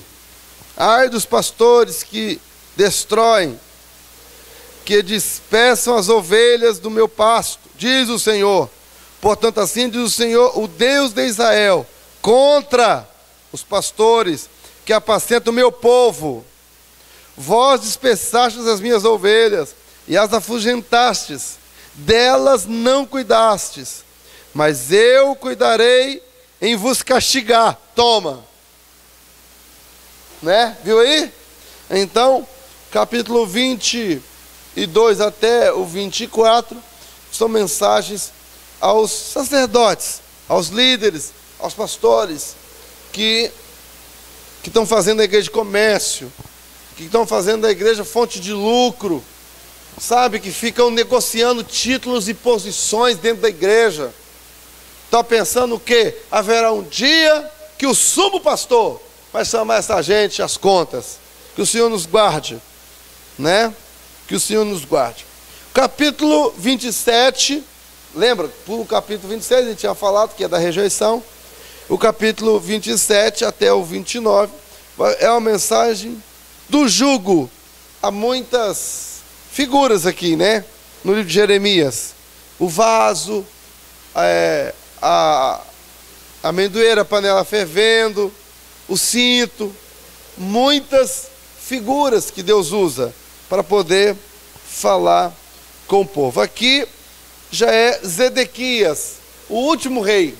É o rei que ele vai, que aí é a última leva lá para a Babilônia, e o povo fica mesmo totalmente na Babilônia. Ele vai usar aqui uma figura, que é a figura do jugo. Para ilustrar a vontade de Deus, para conjudar, Jeremias apareceu em público usando em seu pescoço um jugo leve de madeira. Aqui, gente, o jugo é esse negócio que você está vendo aqui, ó. Só que isso aqui colocava no pescoço dos bois, como se fosse uma canga aqui em cima do boi, para arar a terra. Para arar a terra. Tantas lições pode tirar daqui, né? Muitas. O jugo, ele era colocado sempre um boi velho com boi que estava em aprendizado. O boi velho, ele só faz força na hora certa. O boi novo, ele se bate, ele quer ir para lá, ele quer desviar, ele quer coisa, e se ressoa, se arrebenta tudo, e o outro está parado ali. Uns até encosta assim no pé descansa do outro. Ele está se batendo ali, está à toa, faz ferida no pescoço. Não é? Assim também, muitos pastores colocam o obreiro novo para trabalhar com o obreiro mais experiente. A ver se aprende, né? Nesse caso aqui, a lição era outra, né? A lição era outra aqui. Ele queria enfatizar a importância da submissão ao castigo de Deus para avisar que os emissários sobre o desastre iminente, que viria mesmo, por causa da desobediência do povo, não tinha jeito. Agora, se renda. Era isso aqui o que Deus queria falar com ele. Se renda. A mensagem, aí virando a página aqui, ó, 115.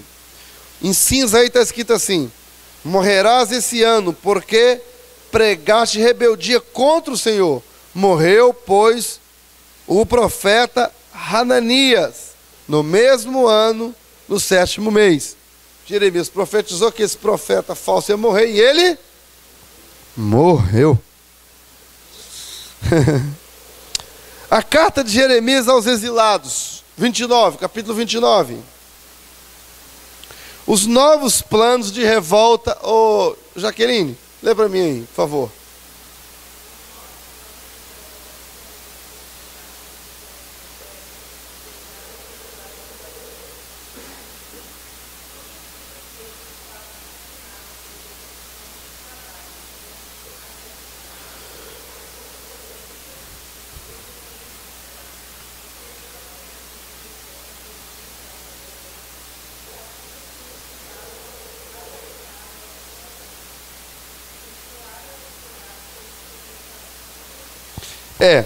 Eles estavam acreditando em profecias falsas.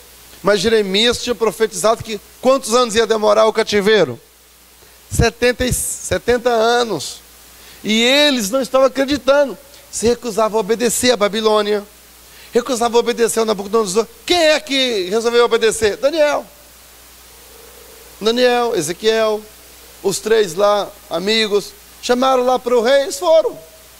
Ó, vocês vão ficar aqui, vão fazer um curso aí, né? Depois os penais vai aparecer e vai, né? Assim, irmão, dá aqui, desculpa lá, dá pra gente ficar só comendo legumes? Daniel falou, depois você faz uma avaliação com a gente aí e tal. Eles entenderam as profecias. E aí eles começaram a trabalhar na Babilônia e tal.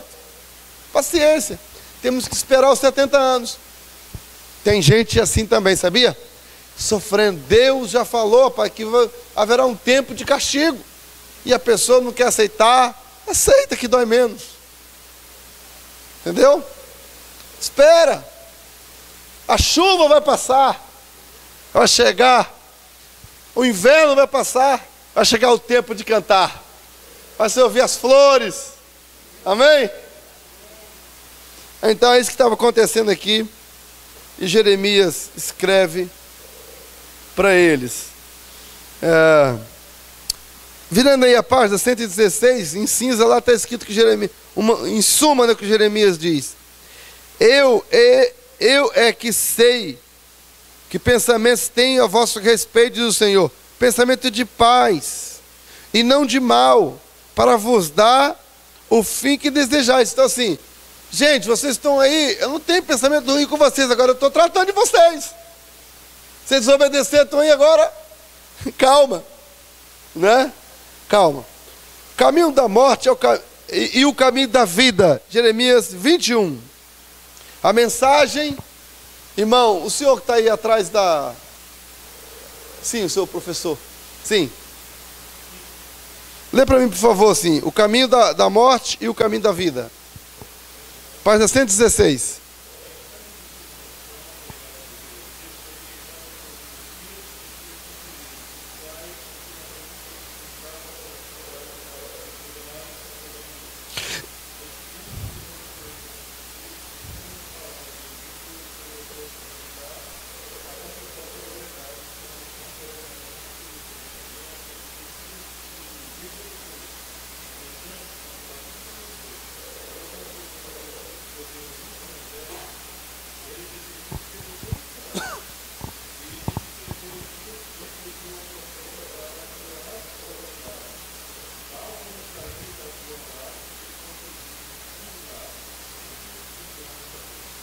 Então sabe o que é isso? Não tem aquelas pessoas? Lê essa partezinha ainda embaixo, por favor. Jeremias.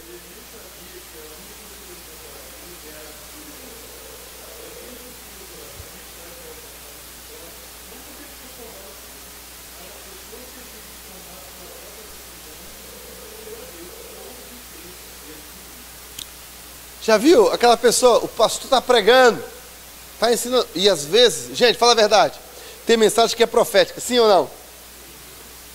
Tem mensagem que é profética. A pessoa está querendo ser mais santo que os outros. Não aceita. Deus nem é assim não, rapaz.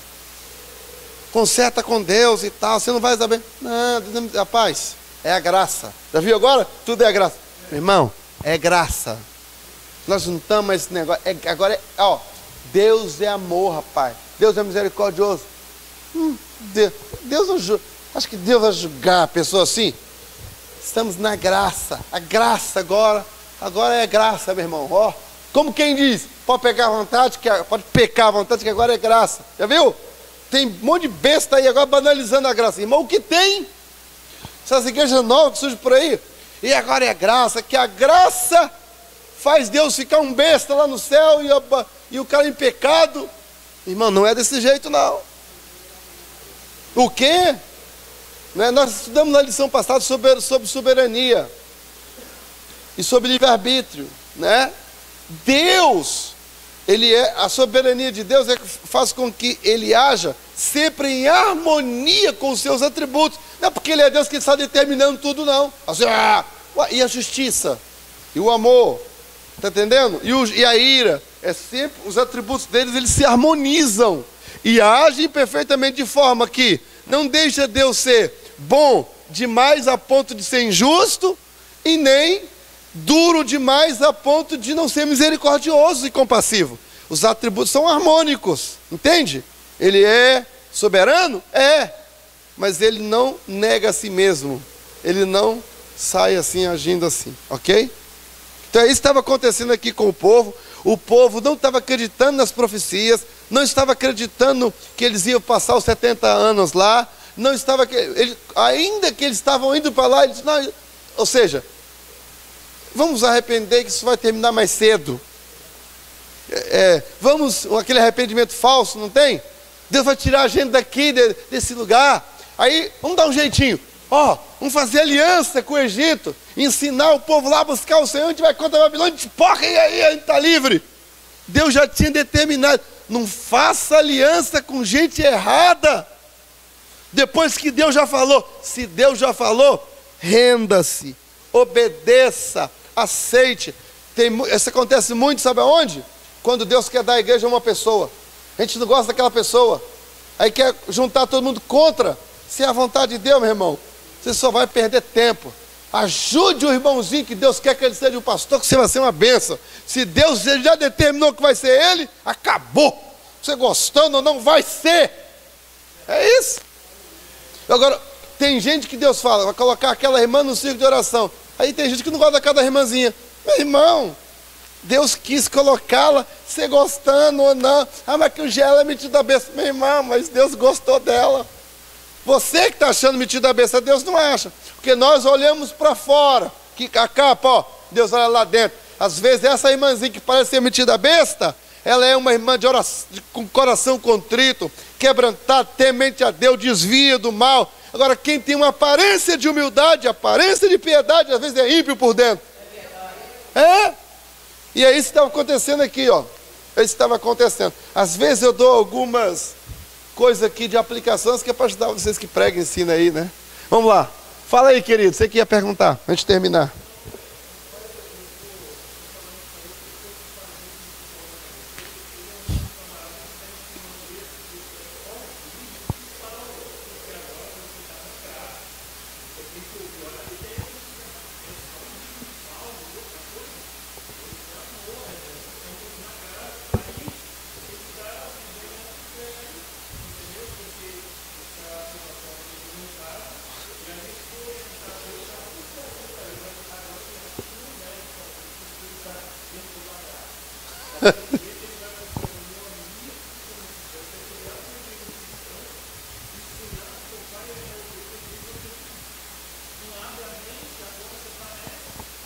Levar para o céu, sim. Vai para o céu, na boca da onça. Gente, nós temos ainda meia hora. Na próxima segunda-feira é carnaval, né? Então, assim, possivelmente a gente não vai, possivelmente não. Nós não vamos poder ter aula na próxima aula, porque, como é o feriado, eu estou com um programa lá na nossa igreja, não poderei estar aqui convosco. Tá bem? Então, por hoje, o conteúdo marcado termina aqui. Mas, como tem umas páginas, vamos logo terminar o livro de Jeremias, só uma páginazinha que tem para frente aí a gente já consegue concluir. Tá bom? Página 119 é a queda de Jerusalém. A queda de Jerusalém, quando aí é a terceira vez que Nabucodonosor vai lá, aí coloca fogo nos muros, né, derruba as portas e tal. Começo do sítio a Jerusalém. Sítio aqui é de sitiar, é de derrubar, de queimar. Tá? Tempo de angústia de Jacó, capítulo 30, de Jeremias, a profecia, né? Tempo da angústia de Jacó. É onde as pessoas iam chorar, não é, ali. Deus usa sofrimento em tempos de Jeremias como um exemplo para descrever o que será o período da grande tribulação, também chamado de tempo da angústia de Jacó, que lá em Mateus ele vai usar essa expressão aqui, como é uma profecia, ela tem dois tempos. Cumpre no cativeiro da Babilônia, mas também exemplifica depois como é que será na grande tribulação. Tá? Dois tempos. Perdão e restauração. Jeremias 31. Gente, Jeremias 31 é massa. Vamos dar uma olhadinha lá, Jeremias 31.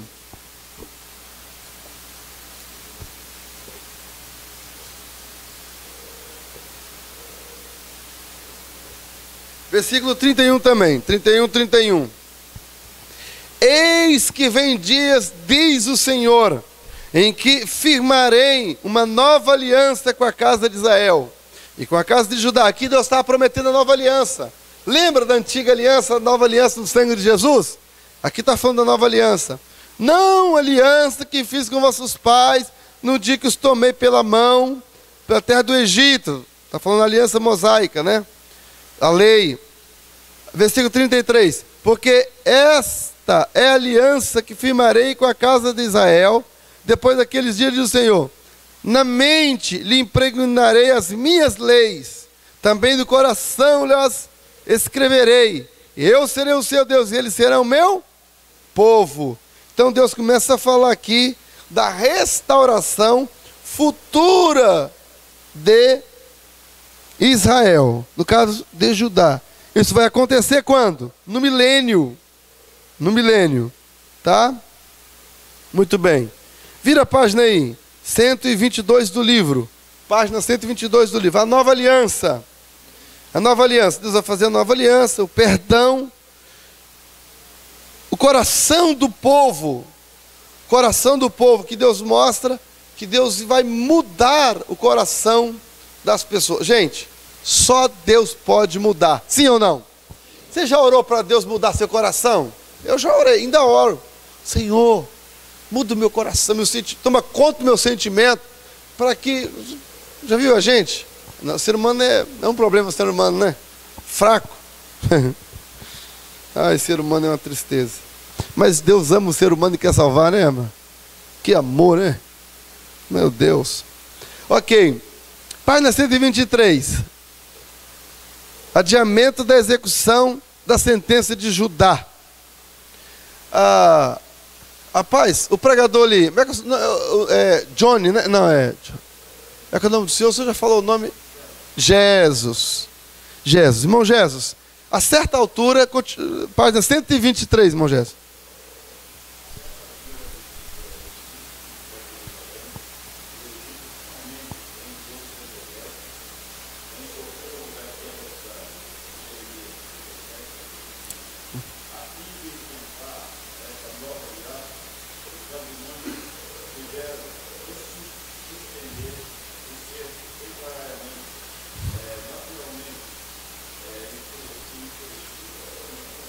Eufórico.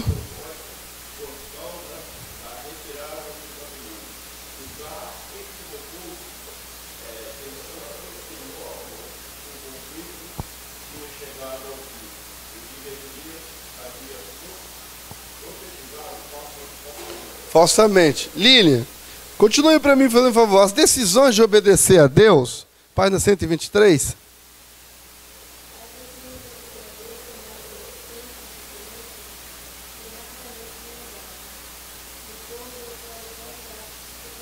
Espera só um pouquinho. Gente, muito cuidado quando parecer que aquela palavra profética da parte de Deus na sua vida não vai cumprir. Se parte cumpriu, tenha confiança. Mesmo que você não esteja entendendo no momento, vai cumprir. Aconteceu que parte já tinha cumprido. Eles deram um jeitinho humano. Aí falaram, já viu aquela pessoa que Deus falou para não viajar, ele quer viajar? A não sair da igreja, ele quer sair da igreja? Já viu? Aí eu vou para aquela, porque aquela... Ai, meu Deus. Chega dói o coração da gente. Aí vamos... Continua, por favor, Lívia.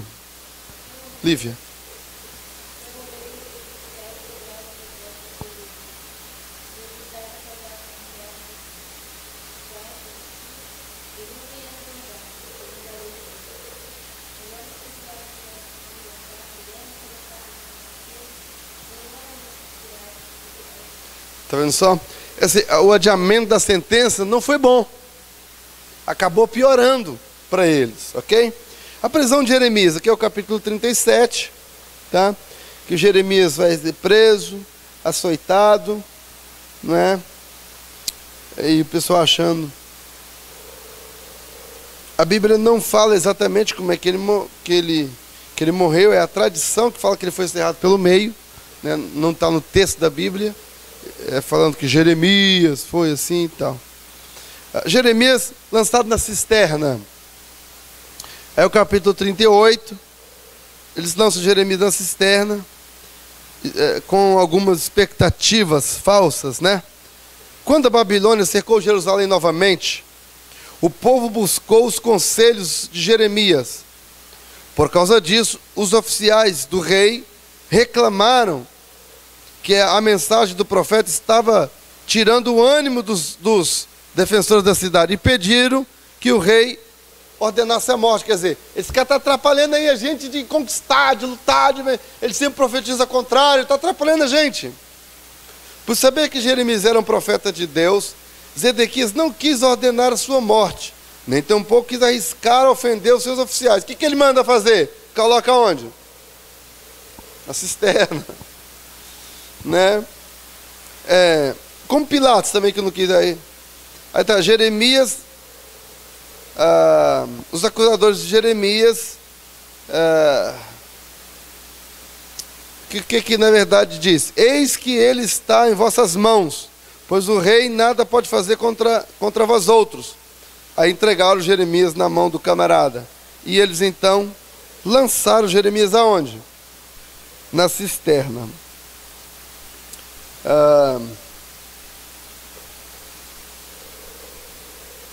O profeta teria morrido no fundo da cisterna, se não fosse a coragem e a fé de Ebed-Meleque, um etíope africano, servo do rei. Este homem teve a coragem de falar com o rei em favor da vida de Jeremias. Mais uma vez, o rei facilmente concordou. Ebed-Meleque libertou o profeta com a ajuda de 30 homens. A terceira entrada no templo. A dúvida e a covardia do rei Zedequias foram um forte contraste. Gente, você já viu gente assim? Na igreja? Que você fala assim: ó, irmão, fulano não pode cantar não, tá aí andando na rua assim, dando mau testemunho. Meu filho, é verdade, eu vou ver isso aí. Aí chega o outro e fala assim: pastor, eu deixar a menina cantar, afinal, né, já viu o dízimo do pai dela e tal. Meu filho, verdade mesmo, a gente não pode, né? Assim estava o rei Zedequias. Ele concordava com tudo. Ele não queria contrariar ninguém. Quem quer agradar todo mundo, desagrada os dois. E o rei estava assim. O rei, esse rei, pá. A dúvida e a covardia do rei foram falando contra a sua fé, né? muito embora soubesse que Jeremias estava pregando a mensagem autêntica de Deus. O rei não estava disposto a desgostar seus oficiais e seguir os conselhos de Jeremias, quer dizer, liso, né? Quando o cerco da Babilônia a Jerusalém ficou mais apertado, o rei chamou Jeremias para mais uma reunião a sós. O encontro anterior certamente criara uma situação muito delicada entre o rei e seus amigos, razão por agora que ele escolhia um lugar secreto para encontrar com o profeta. Zedequias desistiu que a reunião seria feita na terceira entrada do templo. Decidiu, né? Seria feito no templo. Neste encontro, Jeremias encorajou o rei a obedecer a Deus. Se o rei se rendesse à Babilônia, viveria. Senão, ele e sua família morreriam. Tá? Como é que foi essa morte? Aí, ó, está em cinza. Ninguém saiba estas palavras, e não morrerás. Quando ouvindo os príncipes que falei contigo, vieram a ti e te disseram: declara-nos agora o que disseste ao rei, e o que ele te disse a ti. Nada nos encubras, e não te mataremos. Olha a ameaça. Então lhes dirás: apresentai a minha humilde súplica diante do rei, para que não me fizesse tornar a casa de Jonas, para morrer ali. Eu pensei que ia falar aqui, mas não é aqui que fala sobre a morte, não. Só sei que o rei aqui, seus filhos são mortos, os olhos dele, com a espada, não é? Ele é cego, não é? E não tem jeito. Vai para a Babilônia, assim. Virando a página aí que a gente está terminando, nosso horário está acabando. Mensagem de esperança na hora final. A mensagem escrita, ou melhor, a mensagem da escritura selada, que é: nos últimos dias, antes da rendição de Jerusalém, Jeremias recebeu uma estranha ordem do Senhor Deus Todo-Poderoso. Ele deveria comprar um campo e guardar as 2 cópias da escritura num vaso de barro. Uma cópia ficaria fechada sob o selo, segundo a lei, enquanto que a outra ficaria aberta. O que ia acontecer? Babilônia ia destruir tudo. Jeremias obedeceu, mas confessou que esse ato o deixou perplexo. Por que é que ele deveria comprar um campo e os babilônios que estavam para tomar posse de toda a terra? Respondendo, Deus explicou, e um dia ele destruiria a Babilônia, ele Deus. E naquele dia a terra seria devolvida ao povo de Israel. Quanto à maneira como isso aconteceria, Deus afirmou: eis que eu sou o Senhor, o Deus de todos os viventes. Acaso haveria uma coisa demasiadamente maravilhosa para mim, ou seja, uma coisa difícil que eu não possa fazer, né? A mensagem de renovo, capítulo 33. Depois, por fim, a mensagem a respeito da Babilônia, capítulo 50 a 51, e o livro encerra no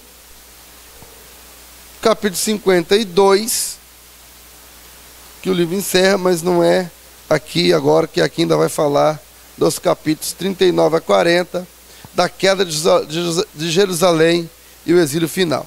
Na página 126, que você... não, esse aí já falei, 126. Página 128, a queda da cidade, é aqui, o exílio final de Judá, embaixo.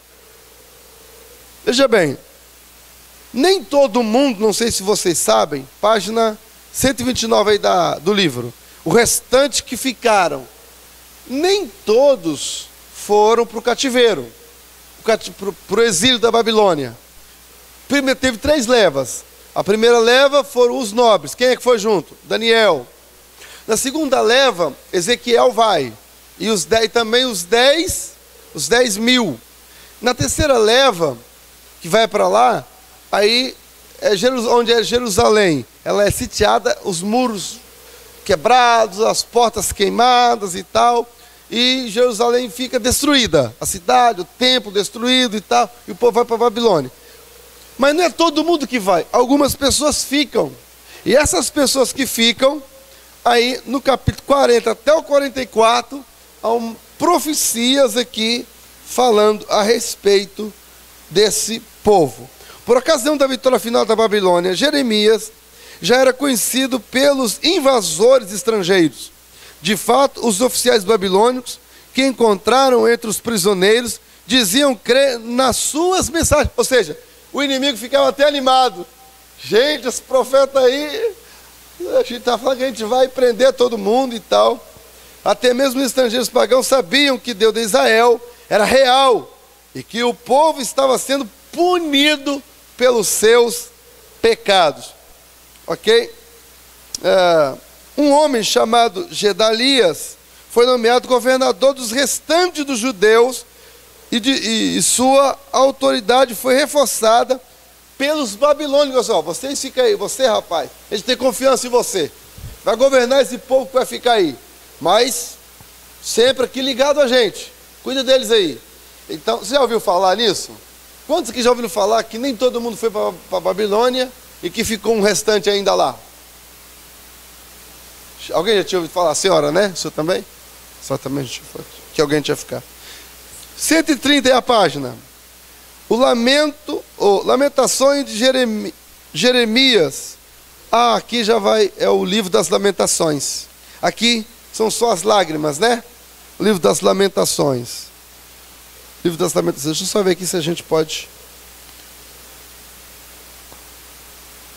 o livro das lamentações, o livro ele está organizado, o próprio tema está falando lamentações, vai falar um pouco da posição do livro na Bíblia, no Talmud, mas não tem muita coisa que se falar. A visão geral do livro das lamentações, a queda, Jeremias, lamentações e advertências.